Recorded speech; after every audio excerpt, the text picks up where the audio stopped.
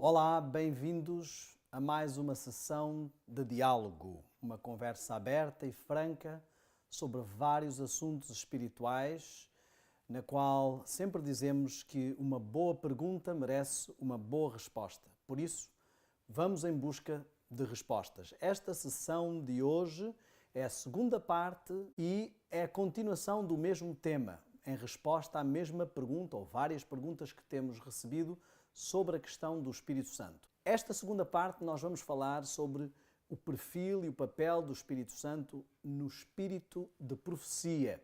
Portanto, esta segunda parte é direcionada um pouco mais para adventistas. Eu queria que nós fizéssemos uma oração pedindo a presença e inspiração de Deus através do seu Espírito para este assunto. Querido Pai, nosso Deus, eu venho à Tua presença mais uma vez. Senhor, eu quero pedir a Tua inspiração profunda, que Tu coloques na minha boca as palavras certas, exatamente aquilo que queres que seja dito. Quero pedir-te que inspires cada palavra que vai ser dita, na forma como ela vai ser falada e também na forma como ela vai ser compreendida e interiorizada na prática, nas nossas vidas. Em nome de Jesus. Amém.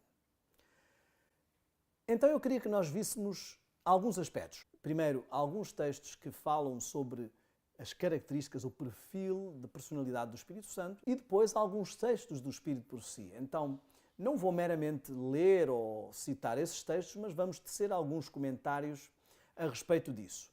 Por exemplo, diz que em João 16, versículo 8, versículo 13, versículo 14, diz que o Espírito Santo convencerá do pecado, da justiça e do juízo, não é? Que ele guiará, que ele falará, não falará de si mesmo, ele ouvirá, que ele mostrará, que ele glorificará. A primeira coisa que nós notamos é que, ainda que os outros pudessem ser perfis de uma energia, de uma força, glorificar é uma coisa que uma energia e uma força não pode fazer, porque isto implica toda uma consciência, implica motivação, uma emoção que uma energia ou uma força não nos podem apresentar. Falar, ouvir, poderia guiar, mas reprovar ou convencer. E estas características exigem uma interação. Para ajudar alguém espiritualmente, se eu for uma máquina, um robô, não é a mesma coisa que uma pessoa que ouve o que estamos a dizer, pensa no que estamos a dizer e responde consoante a situação. O nosso relacionamento com o Espírito Santo, ele progride, ele cresce, não é a mesma coisa. Portanto, não é só uma resposta comum que uma energia ou uma força ou uma máquina nos poderiam dar. É uma interação com cada situação. Uma energia não tem como saber isso. E o Espírito Santo, a cada momento, para nos convencer, para instar connosco, ele tem que ter esta noção que não podemos ter numa força. No capítulo 15 de João, nós vemos também que diz que ele testificará de mim. Testificar é algo que implica uma pessoa, uma personalidade, porque implica falar de uma experiência, dar testemunho de. Ele diz depois que dará testemunho, diz o texto, não é? Versículos 26 e 27 estou a citar.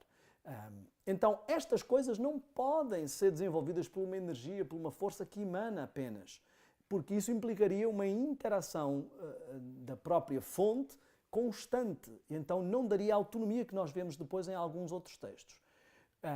O texto de João 14, versículos 17 e versículo 26, diz uma coisa interessante, que o Espírito Santo, a versão portuguesa diz que eu enviarei, mas porque nós utilizamos o que tanto para pessoas como para coisas, mas se formos, por exemplo, à versão inglesa, vemos claramente que diz a quem eu enviarei, o confortador.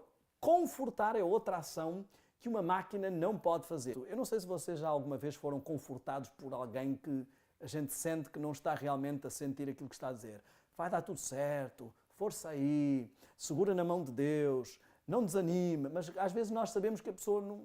Assim, são só frases feitas, isso não conforta ninguém. Ora, uma força, uma energia não é capaz de confortar. Ele ensinará, trará, buscará. Todas estas coisas são expressões que implicam uma interação inteligente, pessoal, específica, de resposta a cada situação diferente que uma energia não pode dar. Isto já nos deixa claramente que esse outro, que sabemos que é distinto do mesmo género, vem para fazer a mesma questão, a mesma função. Continuar a confortar. Jesus diz assim, olhem, eu vou-me embora, mas eu não vos deixarei órfãos. Eu vou deixar, não diz algo no meu lugar para vos confortar, porque Ele não vai deixar para nos confortar uma coisa inferior, menor, sem a mesma potencialidade, mas alguém no meu lugar para vos confortar. Se nós encararmos todo o contexto do que significa ser órfão naqueles tempos, um órfão ele não tem acesso a nada, ele não tem ninguém que o proteja, ele está desprovido dessa proteção, ele precisa trabalhar para o seu sustento, às vezes para o sustento até de uma viúva ou de alguma coisa do género. Ele está exposto aos perigos do mundo, ele tem que experimentar as agruras, às vezes tem que se tornar escravo ou um servo para poder se manter. Todas estas coisas estão no contexto do que Jesus diz. Para é uma expressão grega que representa ao lado de para, neste caso, para confortar, para apoiar. Se nos deixa uma energia, estamos desfalcados. E vemos que a conação que é feita entre a função do Paracletos anterior e a função do outro Paracletos é uma substituição. Eu não posso substituir uma coisa com outra coisa diferente de outro género. Eu não posso substituir uma coisa com a mesma coisa. Isso não é uma substituição. Confortar-nos e proteger-nos e não ficarmos órfãos por causa do quê? O que é que nos deixaria órfãos? Que perigos correríamos neste mundo sem o Espírito Santo? Poderemos tornar-nos servos do pecado, dominados pelo pecado, aviltados pelo pecado. E há um texto que eu acho que nos ajuda a entender isso muito bem. Eu queria que me acompanhassem em 1 Timóteo, no capítulo 4, no versículo 1. Mas o Espírito expressamente, estamos a referir do Espírito Santo, expressamente diz, ele fala, diz, que nos últimos tempos apostatarão alguns da fé, dando ouvido a espíritos enganadores e doutrinas de demónios.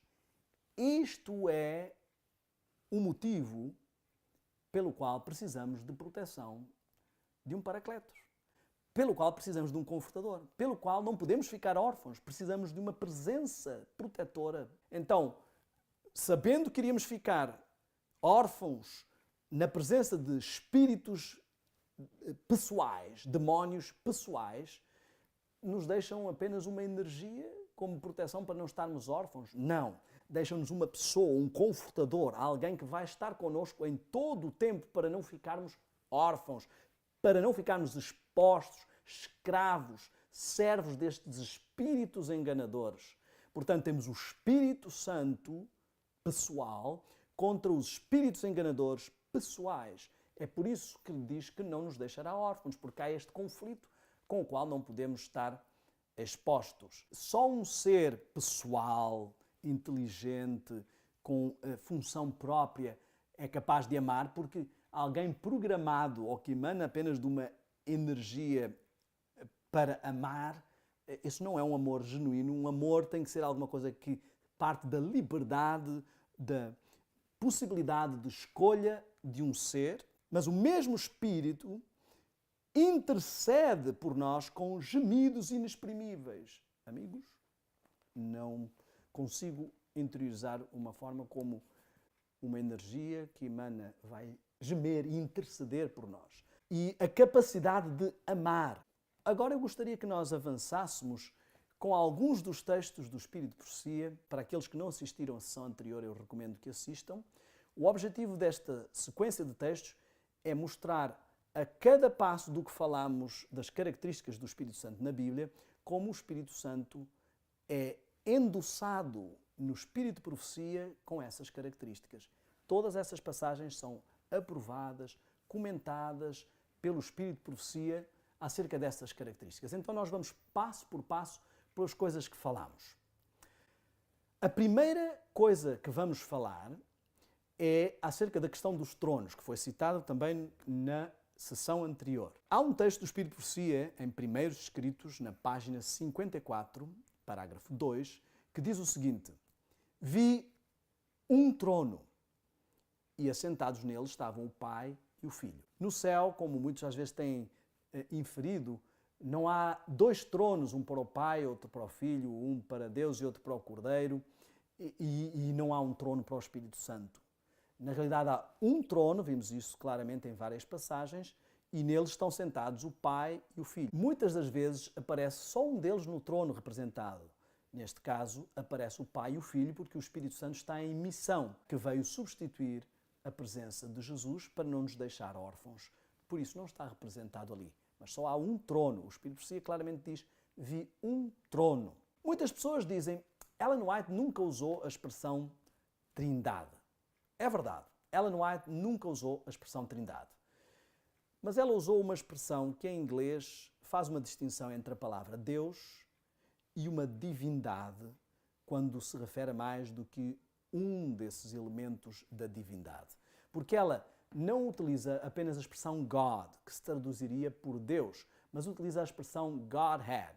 Estamos a falar de um conselho, de um concílio, quando a expressão Godhead é como o quadro de direção de algo.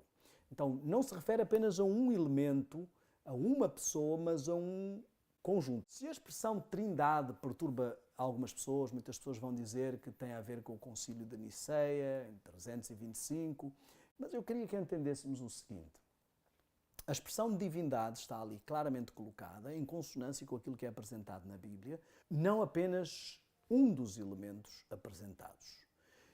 Um dos textos mais refutados sobre esta questão, Mateus 28, versículo 19, diz assim: portanto, ide, fazei discípulos de todas as nações, batizando-os em nome do Pai, do Filho e do Espírito Santo. Nós comentamos sobre esse texto, biblicamente falando.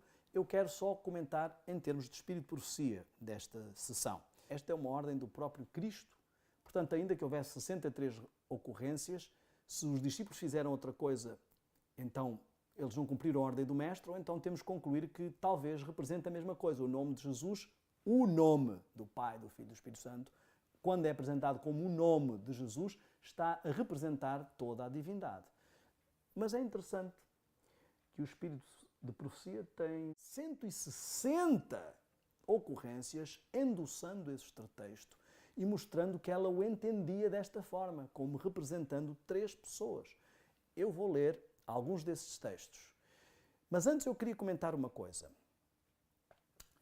Algumas pessoas afirmam, mas muitos dos textos do Espírito de Profecia foram alterados. Eu quero dizer-vos que há um caminho perigoso.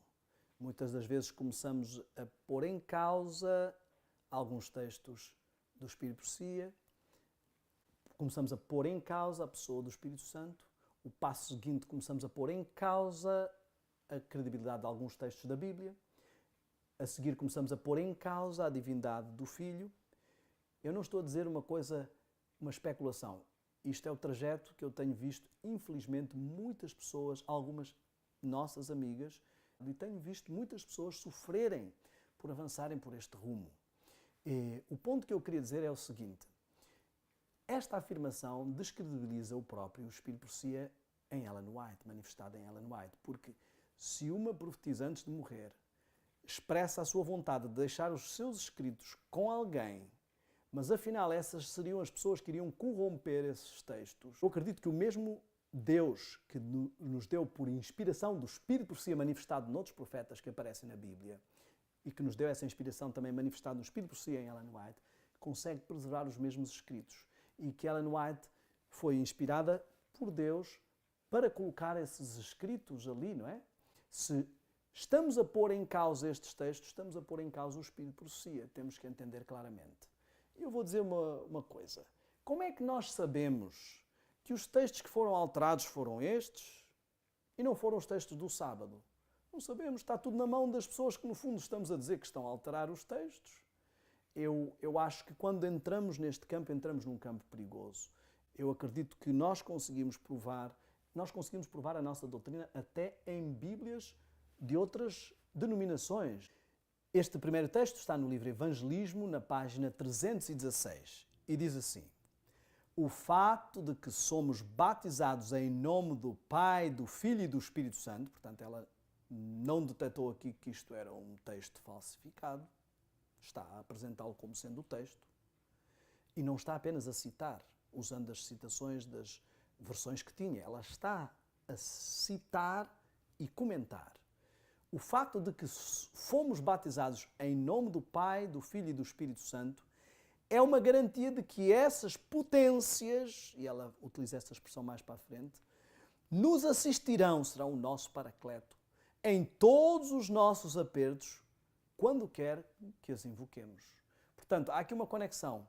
Quem não reconhecer esta questão não reconhece o que Ellen White está a dizer sobre o assunto e não reconhece estas potências que estão à sua disposição. Portanto, está órfão, está sem todo o pleno pacote do Paracleto, não é? Outro texto que está na Maravilhosa Graça de Deus, em 1974, página 141. Também está no Comentário Bíblico, volume 6, página 1075. Os que são batizados no tríplice nome do Pai, do Filho e do Espírito Santo, à entrada mesmo da sua vida cristã, declaram publicamente que aceitaram o convite.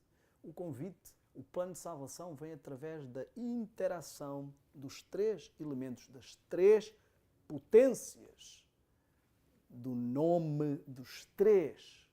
E o aceitar no batismo está a representar isto, tanto no batismo de Cristo como no batismo da comissão que ele deu para os seus discípulos. Esta questão dos três elementos, Ellen White tem inúmeros textos que nos apresentam claramente esta colocação de três elementos. Eu vou ler alguns, mas temos imensos e vocês podem procurar também. Por exemplo, Evangelismo, página 617. O príncipe da potestade do mal só pode ser mantido em sujeição pelo poder de Deus, na terceira pessoa da divindade. Não vou utilizar a expressão trindade. Godhead é o que está no inglês. Certamente não diz na terceira pessoa de Deus, porque não ficaria bem. Pelo poder de Deus, na terceira pessoa de Deus. Está a falar na terceira pessoa, no terceiro elemento da divindade, o Espírito Santo. E deixa bem claro do que é que ela se está a referir. Evangelismo, página 617. Cumpre-nos cooperar. Cuidado, precisamos cooperar para que este trabalho do Paracleto seja completo. Com os três poderes mais altos do céu, no céu. O Pai, o Filho e o Espírito Santo. Cristo Triunfante, Meditações, página 331. Cristo enviou o seu representante, a terceira pessoa da divindade. Godhead, Trindade. Como quer dizer, a palavra não é o que faz a diferença. Eu concordo que às vezes não fica claro quando citamos a palavra Trindade, as pessoas não se apercebem se estamos a referir-nos ao nosso conceito de Trindade ou se estamos a referir-nos a um conceito de Trindade católica ou de outras religiões que vem uma hierarquia de diferença entre o Pai, o Filho e o Espírito Santo. Mas se repararmos, volto a dizer, o antitrinitarianismo está mais perto deste conceito hierárquico do que propriamente as pessoas que acreditam na terceira pessoa do Espírito Santo. Porque a crença adventista da Trindade, declarada nas 28 crenças, não reconhece uma hierarquia, reconhece três pessoas coeternas, idênticas na sua função allos, pessoas distintas, mas de semelhante perfil.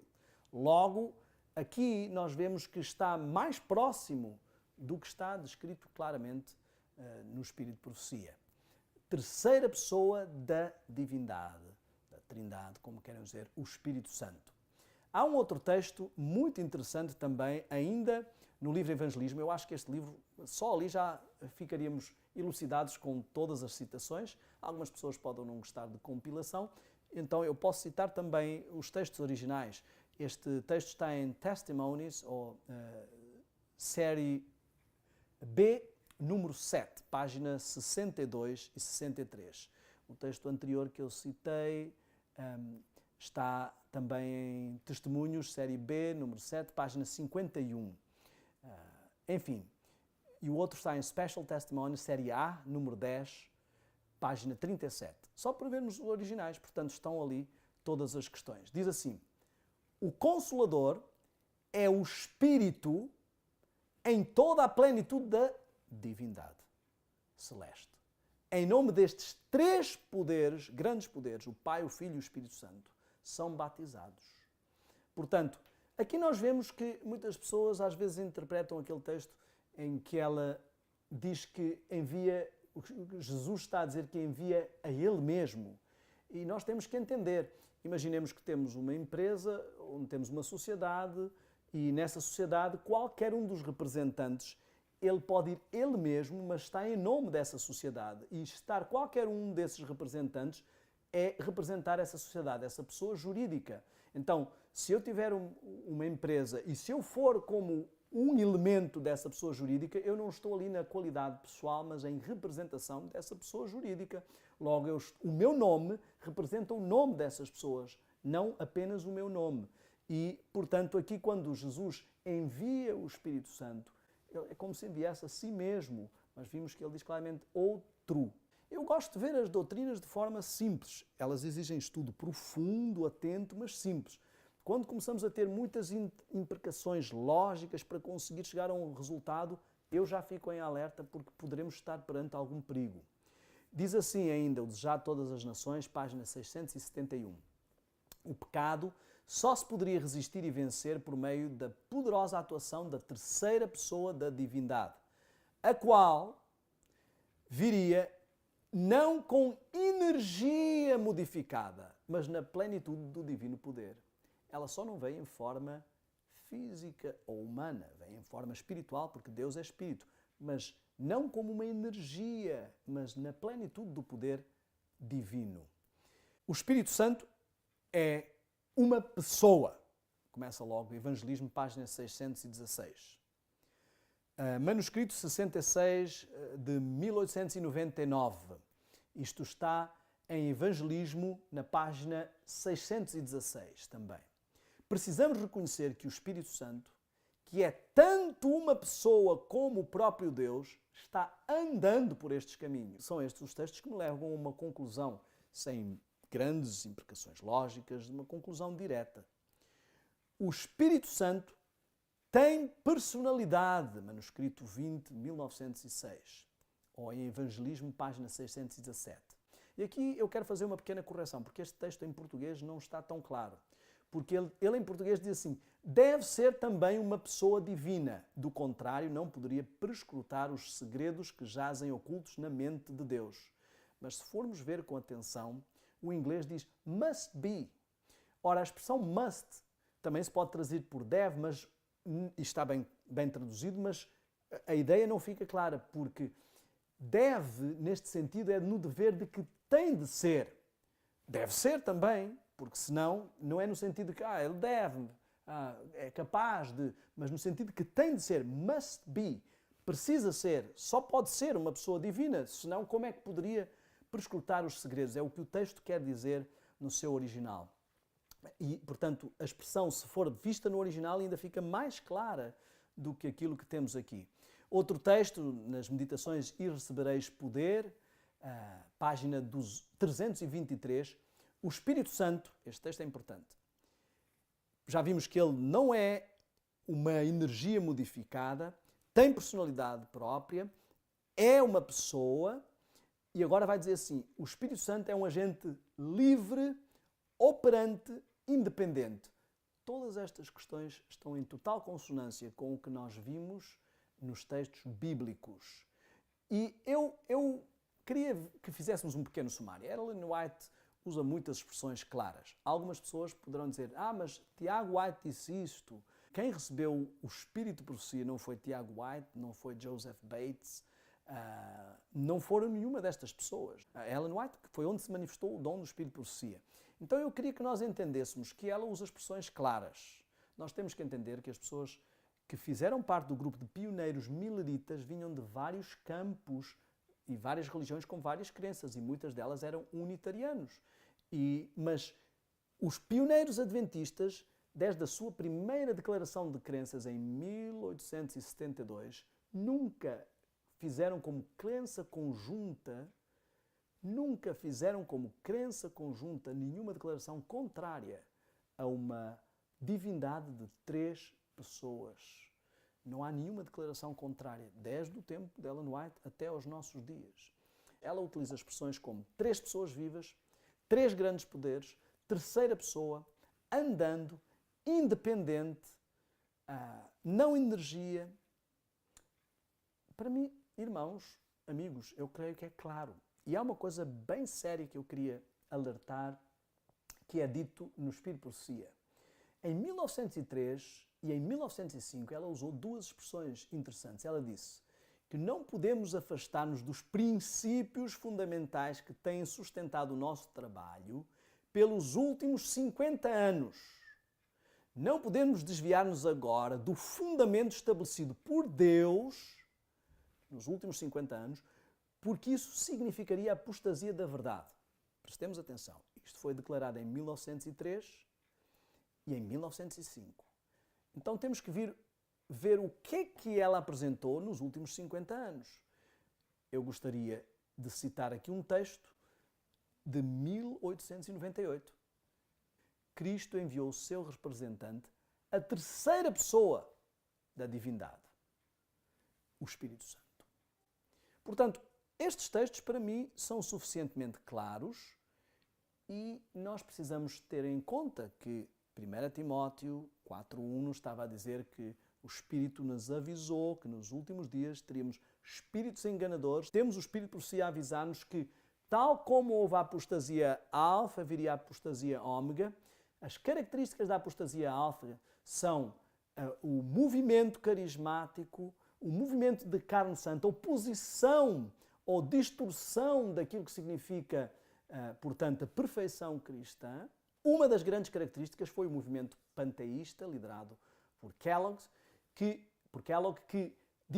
diminuía a divindade do Pai a uma energia. Então, nós vemos hoje o movimento carismático tomando conta da Igreja, vemos hoje um ataque da santidade e vemos hoje um reduzir da pessoa do Espírito Santo a uma energia. No caso, isto vai englobar e atingir de uma forma ou de outra a divindade do Filho, que é onde o inimigo quer chegar com isto. Como é que nos últimos dias da história do Adventismo, Deus nos manda novamente para o ponto onde Ele nos esclareceu lá atrás, em que o povo estava em trevas porque vinha de outras religiões? Algo está sério aqui. Trazer o Papa, Ário, Marcion, não é o mesmo perfil que nós temos apresentado na doutrina. Não é também como o paganismo, porque todas as trindades pagãs, elas têm uma mulher colocada ali que representa a interação do inimigo, tentando desde o princípio entrar para a divindade. Algumas pessoas eu tenho ouvido dizer que é o Espírito Santo, aquela terceira pessoa, é o anjo Gabriel.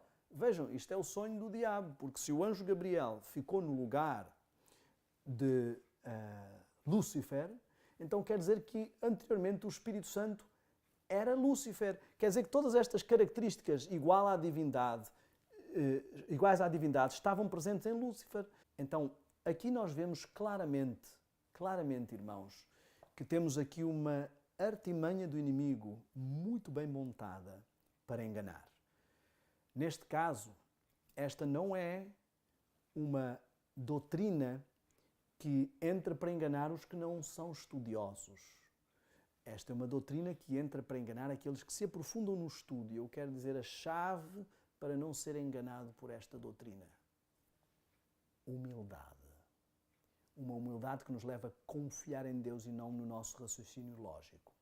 Uma humildade que nos leva a confiar em Deus, na sua condução do povo, do seu povo ao longo da história, e não a querer sermos nós a descobrir algo que ninguém viu, a mostrar algo que ninguém consegue ver, os únicos que conseguem discernir espiritualmente e não ser enganados.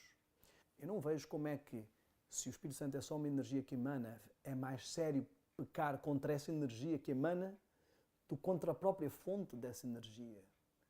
Mas se o Espírito Santo é uma terceira pessoa que traz uma função séria, que conduz a toda a divindade, que opera com um trabalho de interação de um ser, de uma pessoa, com uma interação de um confortador, de um advogado, então temos algo sério. não entristeçamos o Espírito Santo. Penso que é um pecado contra o Espírito Santo. Então, eu gostaria que nós tivéssemos cuidado e é por isso que eu faço este apelo.